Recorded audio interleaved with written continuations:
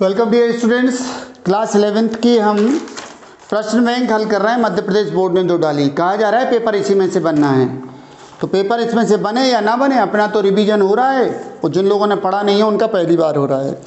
ठीक, तो ये लेक्चर नंबर 6 है। 5 लेक्चर मैं इसके पहले रिकॉर्ड कर चुका हूँ। लेक्चर नंबर 6 में आज हम ऊष्मागतिकी की बात करने वाले हैं और इसके बाद दोलन और तरंग बचेगा तो उसको भी हम आराम से 15-20 मिनट का एक और लेक्चर रिकॉर्ड कर देंगे और ये भी आज का छोटा ही सा लेक्चर रहेगा। चलिए सुनिए फटाफट जल्दी से। पुराना लेक्चर देखे कि नहीं देखे, कसम चढ़िए सबको सारे लेक्चर्स देख लेना है ना। सब में काम का है, घर पे आ गए सर पढ़ाने के लिए। रिक्त स्थानों की पूर्ति करो, इसमें लिखा है पूर्ति। दिमाग खराब होता है ये देख के कि नहीं होता है ना। पूरे मध्य प्रदेश में छप गई ये और बट गई, पूर्ति ऐसे लिखा है। कैसे लिखा जाता है, चलो ठीक है। हाँ, पहला है रुद्धोष्म प्रसार में निकाय की कुल ऊर्जा नियत रहती है। खाली स्थान भर रहे हैं, पहले के पहले में क्या भरेंगे, कुल ऊष्मा नियत रहती है तो ऊर्जा भी कह सकते हैं। ठीक है। दूसरा खाली स्थान, निश्चित ताप पर दाब आयतन वक्र को, दाब और आयतन के बीच में जो ग्राफ खींचा जाता है उसको बोलते हैं प्रावस्था वक्र। क्या कहते हैं, प्रावस्था वक्र कहते हैं। तीसरा, विशिष्ट ऊष्माधारिता का ऐसा ही मात्रक है। तो ऊष्माधारिता की परिभाषा क्या है, किसी वस्तु के ताप को 1 डिग्री सेल्सियस बढ़ाने के लिए या कम करने के लिए आवश्यक ऊष्मा की मात्रा कहलाती है विशिष्ट ऊष्मा। ये गलत है, ये तो है ऊष्माधारिता। विशिष्ट ऊष्मा है एकांक द्रव्यमान का ताप, है ना।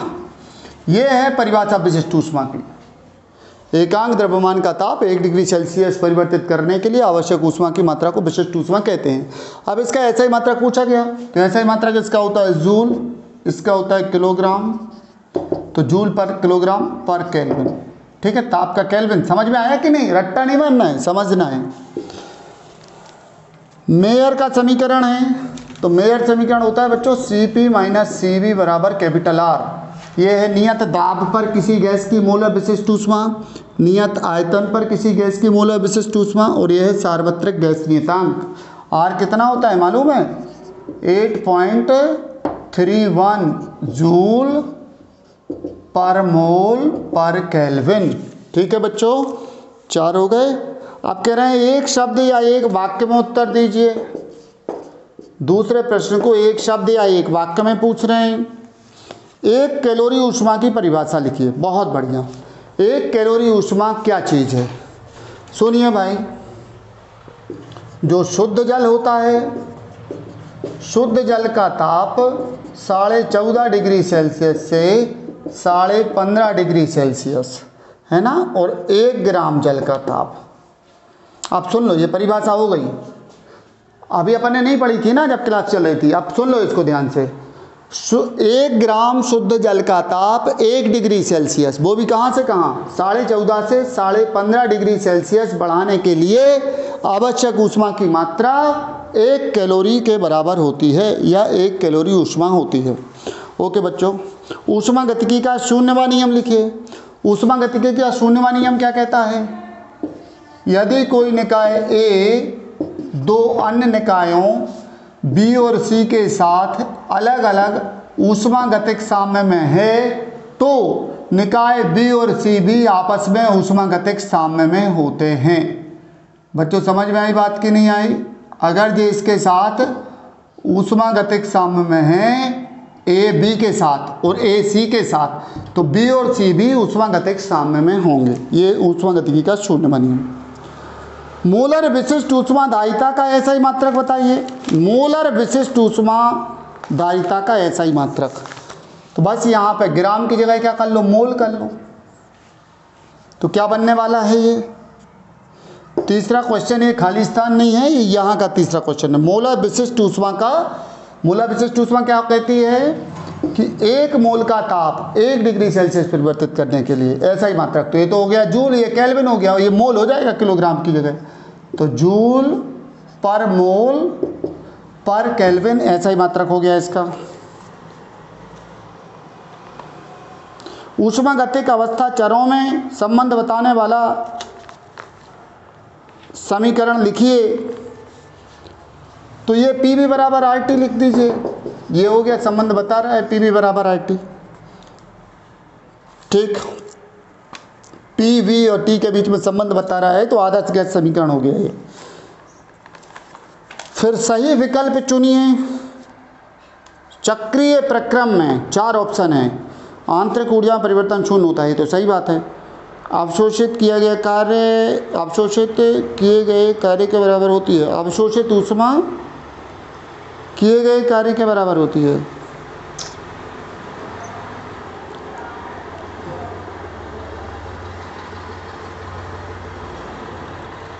अब चक्रीय प्रक्रम में अवशोषित ऊष्मा निकाय के द्वारा किए गए कार्य के बराबर होती है। नहीं, ये गलत है। निकाय के प्रसार के बराबर होती है।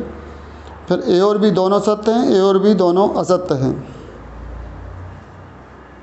ठीक, तो चक्रीय प्रक्रम में ये चक्रीय प्रक्रम हुआ।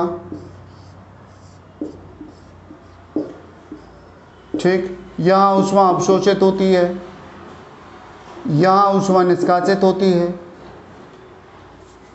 ठीक, और यहाँ समतापी प्रसार, रुद्धोष्म प्रसार, रुद्धोष्म संपीड़न। ठीक, तो इसमें वापस वहीं चल के आ जाता है निकाय। तो इसमें हम क्या बोलेंगे कि निकाय के द्वारा निकाय की आंतरिक ऊर्जा में परिवर्तन शून्य होता है।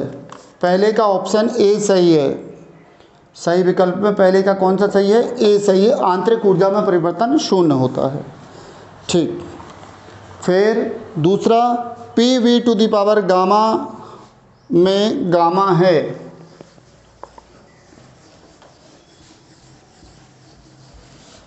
दूसरे में पूछा है P V to the power gamma को इनने क्या लिख दिया है? P V to the power R लिख दिया है ना?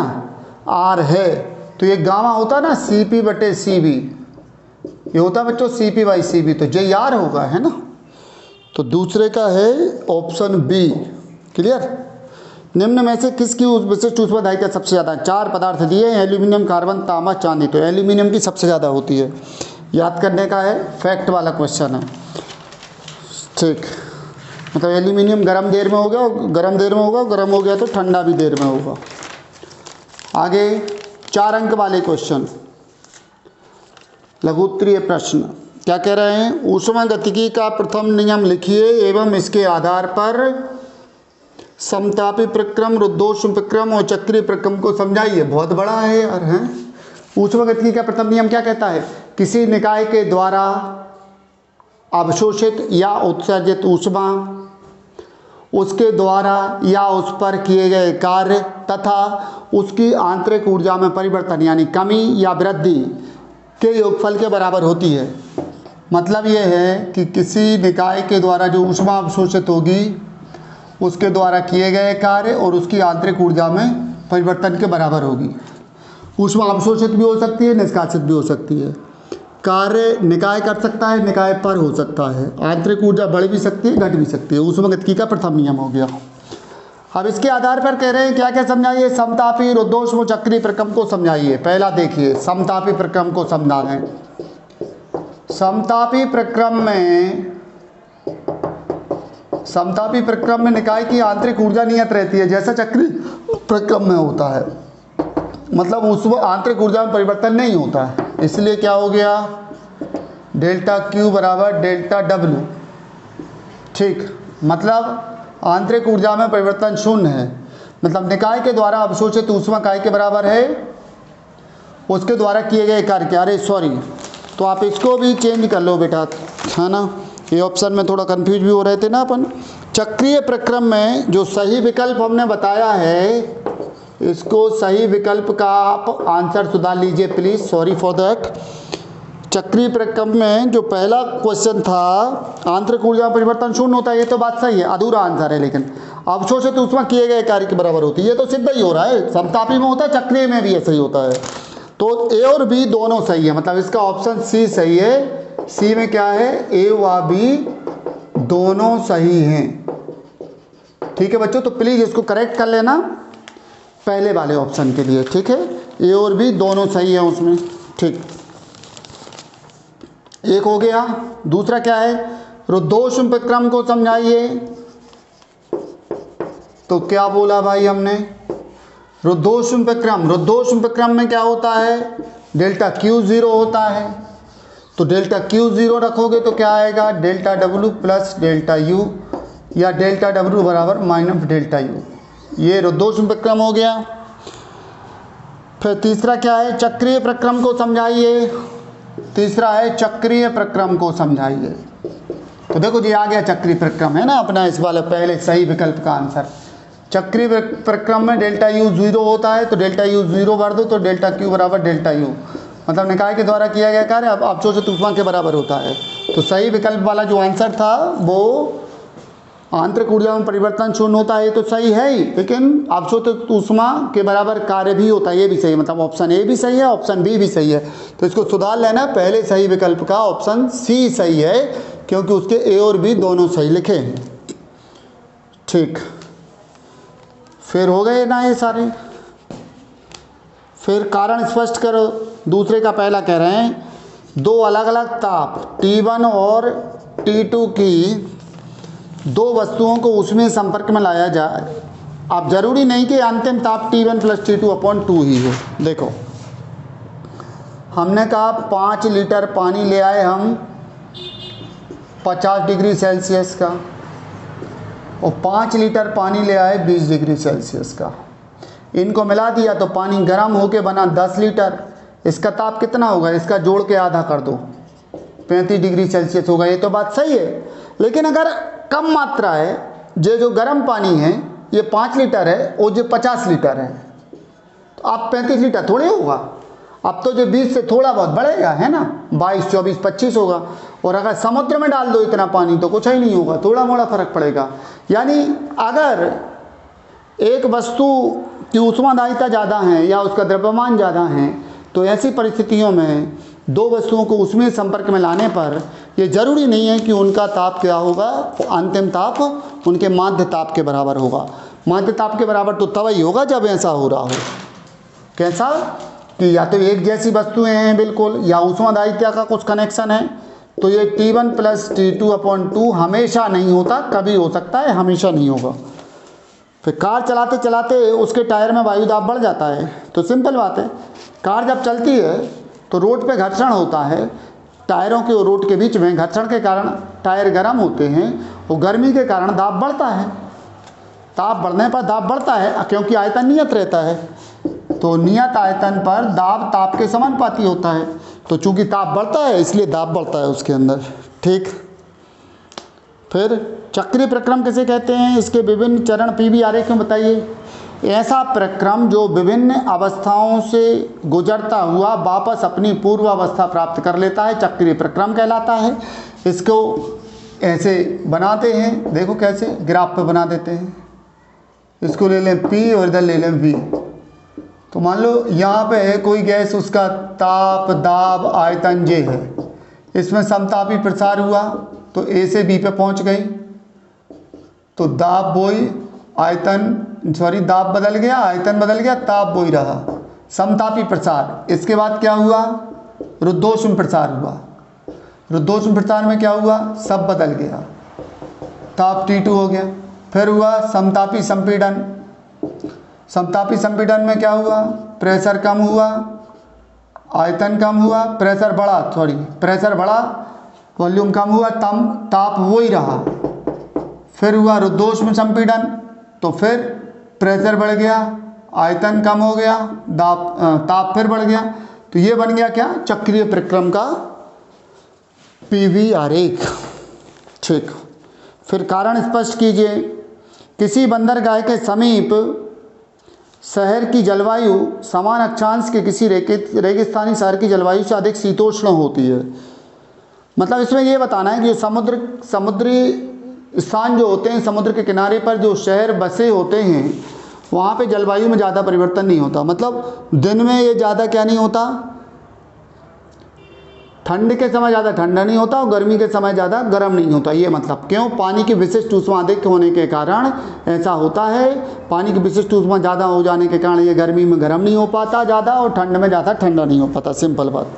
फिर बी है, सर्दियों में सुबह सुबह भूमिगत जल गर्म प्रतीत होता है जबकि दोपहर के समय ठंडा प्रतीत होता है। ये क्या है भाई? इसको हम बताएं, धरती को माता कहते हैं ना, माता, धरती माता। तो माँ अपने बच्चे का ध्यान रखती है। माँ को लगता है कि सुबह सुबह गर्म पानी की ज़रूरत है, वो गर्म दे देती है, दोपहर में ठंडे की ज़रूरत है तो ठंडा दे देती है। यही होता ना? ऐसा नहीं होता। वैज्ञानिक कारण सुनिए, ये हमारी आस्था वाला कारण हो गया। वैज्ञानिक कारण सुनिए, सुबह से अंदर का तो पानी जैसा है वैसा ही रहेगा। सुबह से वातावरण ठंडा रहता है तो वातावरण का ताप उस पानी की तुलना में कम होता है, तो जब वो पानी बाहर आएगा तो हमें क्या होगा? गर्म लगेगा। और दोपहर में हमारा ताप ज़्यादा हो गया, हम गर्म हो गए, तो पानी जब बाहर आएगा तो हमें ठंडा लगेगा। पानी के ताप में परिवर्तन इसलिए नहीं हो रहा कि वो मिट्टी के अंदर भरा हुआ है, इधर भरा है पानी। मिट्टी ऊष्मा की कुचालक होती है, तो दोपहर में ये पानी को गर्म नहीं कर पाती और रात के समय ठंडा नहीं कर पाती। तो सुबह ये ठंडा लगता है हमें, दोपहर में गर्म लगता है। पानी वही है, बस हम ठंडे गर्म होते हैं इसलिए हमें ऐसा लग रहा है।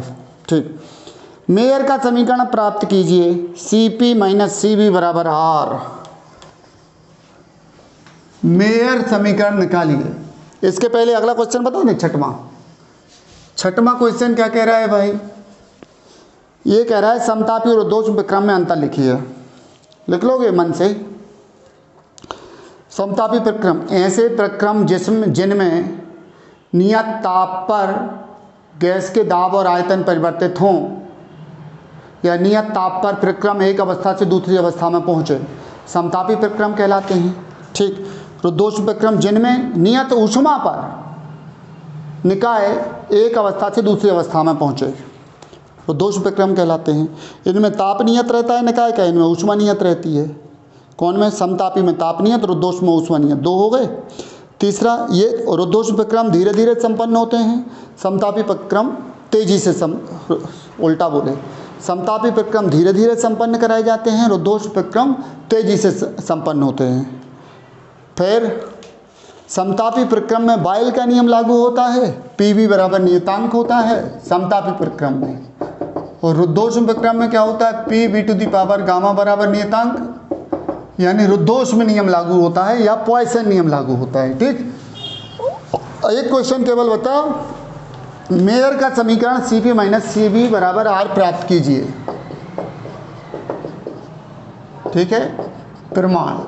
चलो इसको अपन ऊष्मागतिकी के प्रथम नियम से करते हैं। ऊष्मागतिकी का प्रथम नियम क्या कहता है?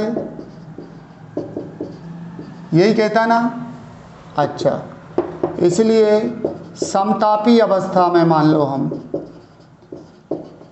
समतापी अवस्था में किसी गैस के एक मोल को गर्म कर रहे हैं। ठीक है,